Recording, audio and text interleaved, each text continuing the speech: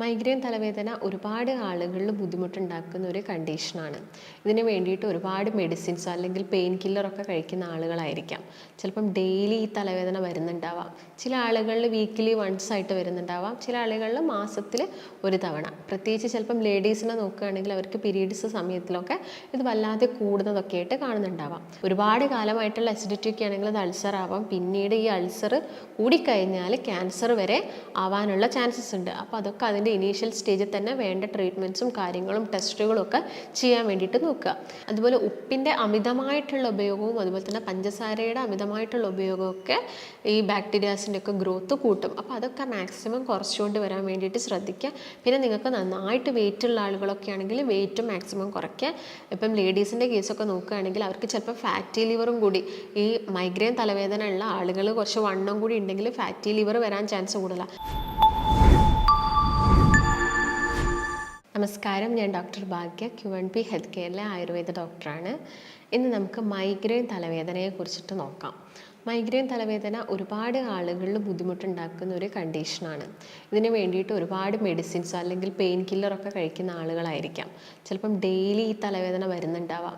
ചില ആളുകളിൽ weekly once ആയിട്ട് വരുന്നുണ്ടാവാം. ചില ആളുകളിൽ മാസത്തിൽ ഒരു തവണ. പ്രത്യേകിച്ച് ചിലപ്പം ലേഡീസിനെ നോക്കുകയാണെങ്കിൽ അവർക്ക് പീരീഡ്സ് സമയത്തിലൊക്കെ ഇത് വല്ലാതെ കൂടുന്നതൊക്കെ ആയിട്ട് കാണുന്നുണ്ടാവാം. അപ്പോൾ ഇതിന് വേണ്ടിയിട്ട് പെയിൻ കില്ലേഴ്സൊക്കെ കഴിച്ചിട്ടും നിങ്ങൾക്ക് യാതൊരു മാറ്റവും കിട്ടുന്നില്ല. ചിലപ്പോൾ നിങ്ങൾ CT സ്കാനോ അല്ലെങ്കിൽ MRI സ്കാനോ ഒക്കെ എടുത്ത് നോക്കിയിട്ടുണ്ടാകും. അതിലൊക്കെ നിങ്ങൾക്ക് എല്ലാം പെർഫെക്റ്റാണ്, ഒരു കുഴപ്പമൊന്നുമില്ല. പക്ഷേ നിങ്ങൾക്ക് ഈ തലവേദന ഇടയ്ക്കിടയ്ക്ക് വരുന്നുണ്ട്. അപ്പോൾ എന്തൊക്കെ കാരണങ്ങൾ കൊണ്ടാണ് ഈ തലവേദന വരുന്നത്, ഇത് നമുക്ക് എങ്ങനെ മാനേജ് ചെയ്യാം എന്നത് നമുക്ക് ഈ വീഡിയോയിലൂടെ നോക്കാം. അപ്പോൾ മലയാളത്തിൽ നമ്മളിതിനെ ചെന്നിക്കുത്ത് എന്നാണ് പറയുന്നത്. പലർക്കും പല രീതിയിലാണ് വരുന്നത്. ഒരുപാട് വർഷങ്ങളായിട്ട് ഈ തലവേദന അനുഭവിക്കുന്ന ആളുകളും ഉണ്ട്. ഇപ്പോൾ ചെറിയ കുട്ടികളുടെ കേസ് നോക്കുകയാണെങ്കിലും ഇപ്പോൾ നമ്മൾ ഈ തലവേദന കണ്ടുവരുന്നുണ്ട്. അതുമൂലം അവർക്ക് പഠിക്കാനൊക്കെ നല്ല ബുദ്ധിമുട്ടും കാര്യങ്ങളൊക്കെ പറയാറുണ്ട്. അപ്പോൾ ചിലപ്പോൾ ഇത് 4 മണിക്കൂർ മുതൽ 3 ദിവസത്തോളം നീണ്ടു നിൽക്കുന്ന തലവേദനയായിരിക്കാം. ഒരാൾക്ക് ചിലപ്പോൾ ഒന്ന് റെസ്റ്റ് എടുത്തു കഴിഞ്ഞാൽ അല്ലെങ്കിൽ നന്നായിട്ടൊന്ന് ഉറങ്ങിക്കഴിഞ്ഞാലൊക്കെ ഈ തലവേദന മാറും. അല്ലെങ്കിൽ ഒന്ന് ഛർദ്ദിച്ചു കഴിഞ്ഞാൽ ഒക്കെ ഈ തലവേദന കുറഞ്ഞു വരുന്നത് കാണാറുണ്ട്.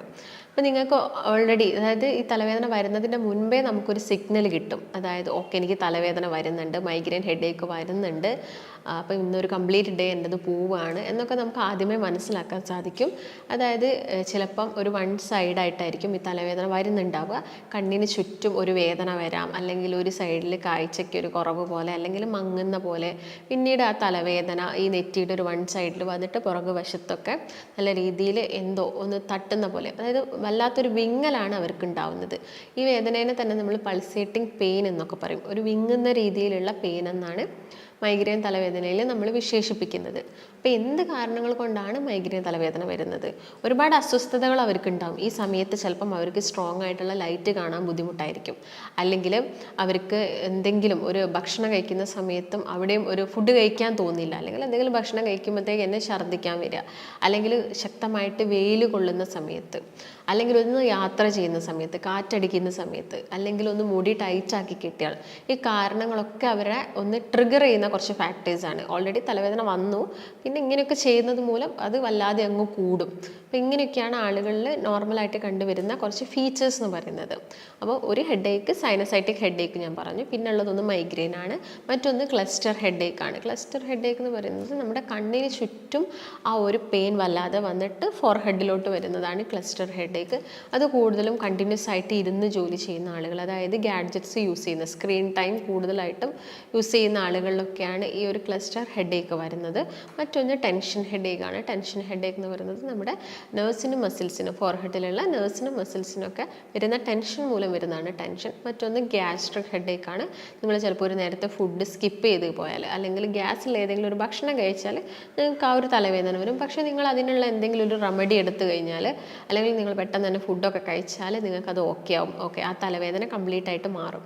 ഗ്യാസ്ട്രിക് അല്ലെങ്കിൽ വരുന്ന ഒരു കണ്ടീഷൻ എന്ന് പറയുന്നത് നമ്മുടെ കഴുത്തിലെ ബാക്ക് സൈഡിലുള്ള എല്ലുകൾക്ക് വരുന്ന തേയ്മാനം കൊണ്ടും നമുക്ക് തലവേദനയും അങ്ങനെയുള്ള അസ്വസ്ഥതകളൊക്കെ വരാനുള്ള ചാൻസസ് കൂടുതലാണ്. ഇനി ഇത് കൂടുതലായിട്ടും ആരിലൊക്കെയാണ് കണ്ടുവരുന്നതെന്ന് നോക്കാം. അപ്പോൾ പ്രായപൂർത്തിയാവുന്ന സമയത്താണ് ഇത് കൂടുതൽ, അതായത് ഒരു 18 വയസ്സൊക്കെ കഴിയുന്ന കുട്ടികളിലൊക്കെയാണ് കൂടുതലായിട്ട് ഈ ഒരു തലവേദന കണ്ടുവരുന്നത്. പക്ഷേ ഫുഡ് പാറ്റേണിലൊക്കെ ചേഞ്ചസും കാര്യങ്ങളും ഉണ്ടെങ്കിൽ ചെറിയ